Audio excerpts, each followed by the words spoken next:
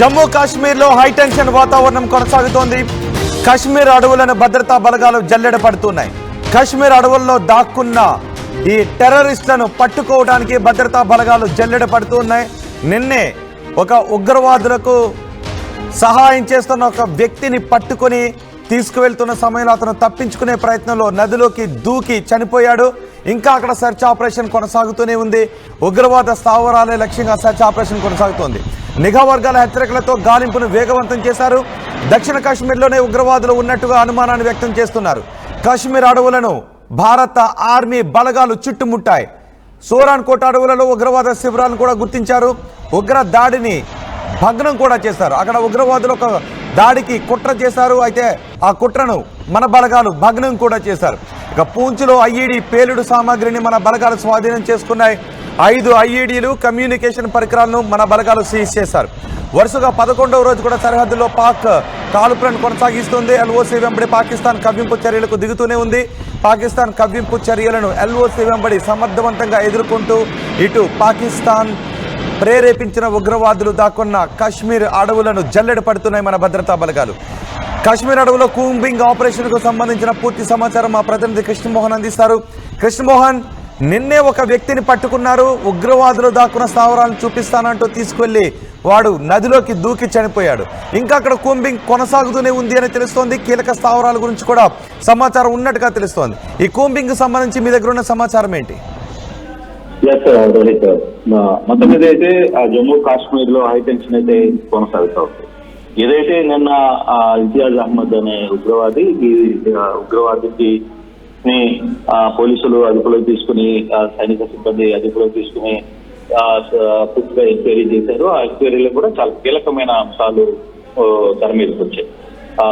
ఈ అటవీ ప్రాంతాల్లో ప్రధానంగా జమ్మూ కాశ్మీర్ లో ఉన్న జైళ్ల మీద దాడి కొనసాగించాలి అనేది వాళ్ళ ప్రధాన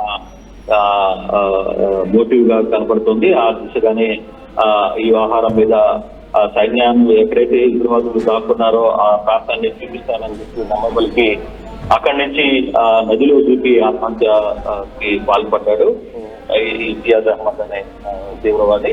అయితే ఇప్పటికీ ఈ వ్యవహారం మీద ఇంకా పూర్తి స్థాయిలో పూర్తిగా స్ట్రైక్ అయితే జమ్మూ కాశ్మీర్ లో ఇండియన్ ఆర్మీ పూర్తిగా కూడా హైటెన్షన్ లో ఉంది. కాశ్మీర్ అడవులు పూర్తిగా కూడా జల్లెడ పడుతున్న పరిస్థితి అయితే మనకు చాలా స్పష్టంగా కనబడుతుంది. ఉగ్రవాద స్థావరాలు లక్ష్యంగానే ఈ సెర్చ్ ఆపరేషన్స్ జరుగుతున్నాయి. అందులో నిన్న ఇంతియాజ్ అహ్మద్ ఇచ్చిన కొంత ఇన్ఫర్మేషన్ మీద కూడా పూర్తిగా జమ్మూ కాశ్మీర్ లో ఉన్న కొన్ని ప్రాంతాలు, అలాగే జైళ్లలో ఉన్న ఉగ్రవాదుల్ని విడిపించే ప్రయత్నంలో కూడా హై ప్రొఫైల్ తీవ్రవాదులు కొంతమంది అక్కడే అంటే జమ్మూ కాశ్మీర్ జైల్లోనే చాలా మంది హై ప్రొఫైల్ తీవ్రవాదులు అంతా ఉన్నారు. వాళ్ళందరినీ కూడా దాడి చేయాలనే ప్రయత్నంతో అక్కడ కూడా ప్రభుత్వం అలర్ట్ అయింది. దానికి సంబంధించి పూర్తిగా బీఎస్ఎఫ్ ఇవన్నీ కూడా పూర్తిగా జైల్లోకి ఫుల్ కంట్రోల్లో తీసుకున్న పరిస్థితి ఉంది.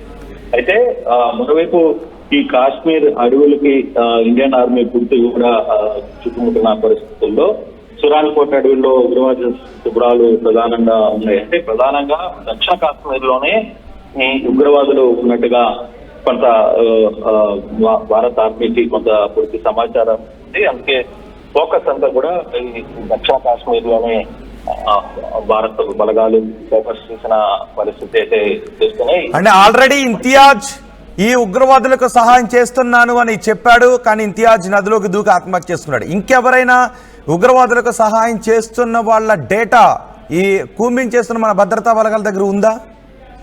అంటే అప్పటికే నిన్నటి నుంచి కూడా వరుసగా ఈ వారం రోజుల్లోనే 43 మందిని వివిధ ప్రాంతాల్లో అంటే పాకిస్తాన్ కి సమాచారం అందజేస్తున్నారు, లేదు ఉగ్రవాదులకి కొంత ఆ సమాచారాన్ని అందిస్తున్నారు అనే ఒక యాంగిల్లో చాలా మంది 43 మందిని ఇప్పటికే ఎన్ఐఏ కంట్రోల్లో ఉన్నారు. చాలా మందికి కొంత సమాచారాన్ని ఇప్పటికప్పుడు ఇండియన్ ఆర్మీ వాళ్ళ దగ్గర నుంచి సేకరిస్తుంది. అసలు కుట్రలు ఏంటి, రేపటి వరకు ఏం చేస్తుంది, అంటే ఎంతకాలంగా ఎందుకు చేయలేదు అనే ఒక ప్రశ్న కూడా రావచ్చు. కాకపోతే ఇది ఇప్పుడు రెగ్యులర్ గా జరిగే పరిస్థితి. కానీ ఇప్పుడు పరిస్థితి కొంత ఉధృతంగా ఉన్న నేపథ్యంలోనే ఎన్ఐఏ కావచ్చు, లేకపోతే భారత బలగాలు కావచ్చు పూర్తి స్థాయిలో దాని మీద ఫోకస్ చేసిన నేపథ్యం. ఈ రోజు నిన్న జరిగిన ఇంతియాజ్ ఇచ్చిన మంది సమాచారం, ఇంతియాజ్ ఆత్మతర్పణ చేసుకోవడం కావచ్చు, నదిని దూకి ఇట్లాంటి వ్యవహారాలు, అలాగే సేమ్ అతనితో పాటే కొంతమందిని దాదాపుగా 43 మంది వరకు ఇప్పటికే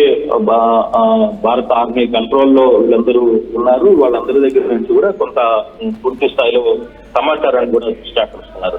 అలాగే పూంచ్లో కూడా ఏఐడి పేలుడు సామగ్రిని కొంత స్వాధీనం చేస్తున్నారు, కమ్యూనికేషన్ పరికరాలు. అలాగే ఇప్పటి వరకు కూడా చాలా వరకు కూడా ఇప్పుడు పరిస్థితుల్లో మనం కానీ చూసుకుంటే చాలా ప్రాంతాలకి ఇప్పటికీ పాక్ అక్కడక్కడ కాల్పులు జరుపుతూ ఉంది. దానికి భారత్ వెనక్కి వాళ్ళ దాడులు ప్రతిదాడులు కూడా జరుగుతున్న పరిస్థితి. కానీ ఇంతవరకు కూడా వార్ అనే పరిస్థితులు ఎప్పుడు వస్తాయి అనే ఒక చర్చ జరుగుతోంది. బహుశా అది మరికొన్ని గంటల్లోనే ఏదైనా జరగచ్చు. కారణం కూడా ఏంటంటే మన వైపు ఈ రోజు ఐక్యరాజ్య సమితిలో పాకిస్తాన్ హౌస్ మీటింగ్ జరుగుతోంది. దానికి సంబంధించిన వ్యవహారాల్లో కొంత ఐక్యరాజ్య సమితి కొన్ని సూచనలు జరిగిపోతున్నాయి. మరోవైపు చెప్పేస్తున్న పరిస్థితి. సో ఇటువంటి పరిస్థితులు ఈ వ్యవహారాన్ని అంతా కూడా అంటే ఇంతియాజ్ను కూడా కుల్గాం జిల్లాకి సంబంధించిన వ్యక్తిగా గుర్తించిన పరిస్థితుల్లో పాక్ ఏవైతే విచిత్ర వేషాలు వేస్తుందో దానికి సంబంధించి ప్రతి దానిని కూడా ఇండియన్ ఆర్మీ కావచ్చు, ఇండియన్ ప్రభుత్వాలు ఎప్పటికప్పుడు పచ్చగట్టగలుగుతున్నాయి. దానికి సంబంధించి పూర్తిగా కూడా ఎదురు దాడి చేసే ప్రయత్నంలో నిమగ్నమై ఉన్నాయి. ఆ దిశగానే సిఐఎస్ఎఫ్ కావచ్చు, ఇతర బలగాలని కూడా సిద్ధమైన పరిస్థితి అయితే ఉంది. అయితే ఇప్పటి వరకు జరుగుతున్న ఈ రోజు చాలా కీలకమైన అంశం. ఒకటి ఐక్యరాజ్య సమితిలో మీటింగ్ చేయడం, రెండవది పాకిస్తాన్ పార్లమెంటరీ సమావేశం. ఈ రెండింటిలో పరిస్థితుల్ని భారత్ అంచనా వేస్తుంది. ఏ విధంగా ఉండబోతుంది, ఐక్యరాజ్య సమితిలో కూడా ఏ విధంగా పాకిస్తాన్ కి సంబంధించి వాళ్ళ ఆలోచన ఏ విధంగా ఉంది అనే దాని మీద ఇప్పటికే పాకిస్తాన్ ఏకాకి చేసింది. ఇండియా అన్ని దేశాలు కూడా పాకిస్తాన్ కి అగెనిస్ట్ గానే ఉన్నారు. ఈ రోజు జరగబోయే పరిస్థితులను బట్టి ఫర్దర్ ఏ విధంగా స్టెప్ చేసుకోబోతున్నారు అనే దాని మీద ప్రభుత్వం ఆలోచించే పరిస్థితి కనపడుతుంది. రైట్ కృష్ణమోహన్, జమ్మూ కాశ్మీర్ లో భద్రతా బలగాల ఉగ్రవాదుల కోసం జమ్మూ కాశ్మీర్ అడవులో అణువును కూడా గాలిస్తూ ఉన్నారు. కాశ్మీర్ అడవులను జల్లెడ పడుతున్నాయి భద్రతా బలగాలు. ఉగ్రవాదుల స్థావరాలే లక్ష్యంగా సెర్చ్ ఆపరేషన్ కొనసాగుతుంది. నిఘా వర్గాల హెచ్చరికలతో గాలింపును మరింత వేగవంతం చేశారు. దక్షిణ కాశ్మీర్లోనే ఉగ్రవాదులు ఉన్నట్టుగా అనుమానిస్తున్నారు. కాశ్మీర్ అడవులను మొత్తాన్ని చుట్టుముట్టింది ఇండియన్ ఆర్మీ. సూరాన్కోట్ అడవుల్లో ఉగ్రవాద శిబిరాలను కూడా గుర్తించారు. ఉగ్ర దాడి కుట్రను భగ్నం చేశారు భద్రతా బలగాలు. అటు పూంచ్లో ఐఈడీ పేలుడు సామాగ్రిని కూడా స్వాధీనం చేసుకున్నారు. 5 ఐఈడీలు, కమ్యూనికేషన్ పరికరాలను కూడా సీజ్ చేశారు. వరుసగా 11వ రోజు ఇటు ఎల్ఓసి వెంబడి 11వ రోజు కూడా పాకిస్తాన్ కాల్పుల విరమణ ఒప్పందానికి తూట్లు పొడిచి కాల్పులకు తెగబడుతూనే ఉంది. ఎల్ఓసి వెంబడి పాకిస్తాన్ ఆర్మీ చేస్తున్న కాల్పులకు ధీటైన జవాబును మన బలగాలు చెబుతూనే ఉగ్రవాదుల కోసం, కాశ్మీర్ అడవుల్లో నక్కిన ఉగ్రవాదుల కోసం కూంబింగ్ను కొనసాగిస్తూనే ఉన్నారు. బహుశా మరికొన్ని గంటల్లోనే చాలా త్వరగానే ఈ ఉగ్రవాదులను పట్టుకుని అంతమొందించే అవకాశం కనిపిస్తోంది.